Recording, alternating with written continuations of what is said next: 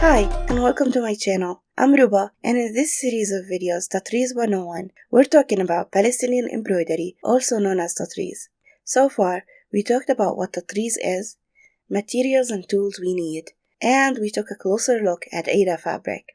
In this video, we will discuss needles. We will not be comparing different brands or reviewing a certain type of needle. However, if that is something that you are interested in, please let me know in the comments down below. Alright, let's start. Now when you go to purchase a needle, you will find a lot of needles for different purposes. And even if you are looking at the embroidery section alone, you will still find a ton of needles for different type of embroidery, different sizes, or different materials they are made from. So how do I choose a needle for my project?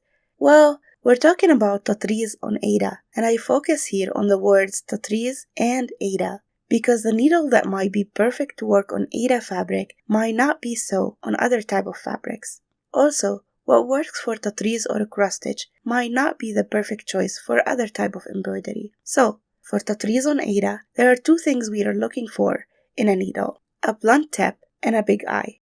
A blunt tip, which you see over here, kind of a little bit rounded, not as sharp, and the reason why we need this blunt tip is that a blunt tip will not pierce through your fabric or your other thread. Piercing through your fabric or other thread might weaken them over time, which is something that we don't want or try to avoid. Also, we're working with Aida fabric here, which already has holes that we go through when we do our stitching, so we really don't need a sharp needle to pierce through our fabric. If anything, having a sharp needle might make it difficult to move around because any kind of movement might get your needle stuck in the strands of the fabric, and so it will make it harder for you to move. So a blunt tip is ideal for working on Aida fabric.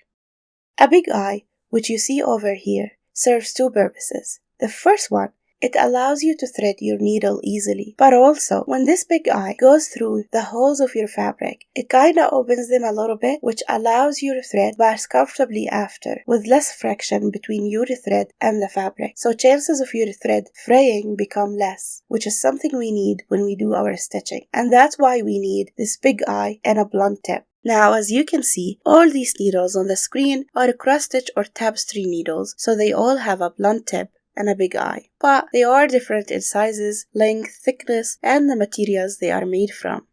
So this is needle size 28, this is 24, this is 22, and this is 18. You might have noticed, the bigger the number, the smaller the needle.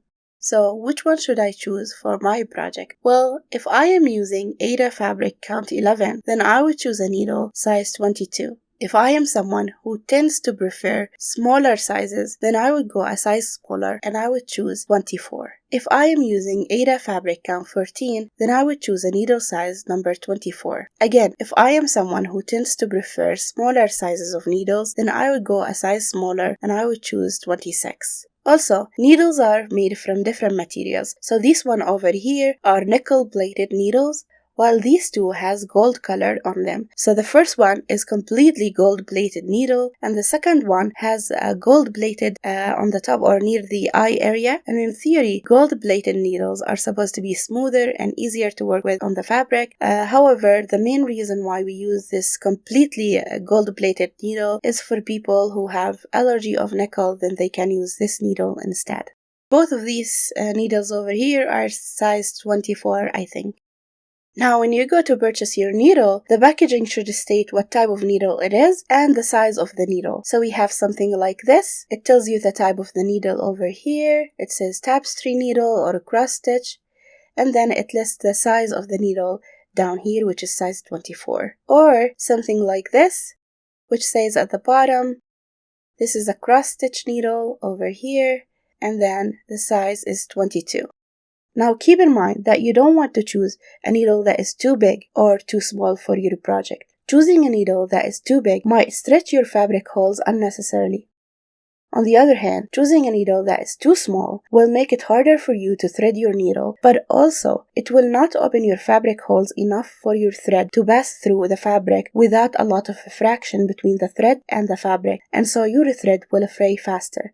so you want to avoid that. So you want to try as much as possible to choose the right needle for the type of fabric you are using. One last thing, like we mentioned earlier, what might be ideal for Aida fabric might not be so for other type of fabrics. So if you are using a different type of fabric, you might want to explore different type of needles as well.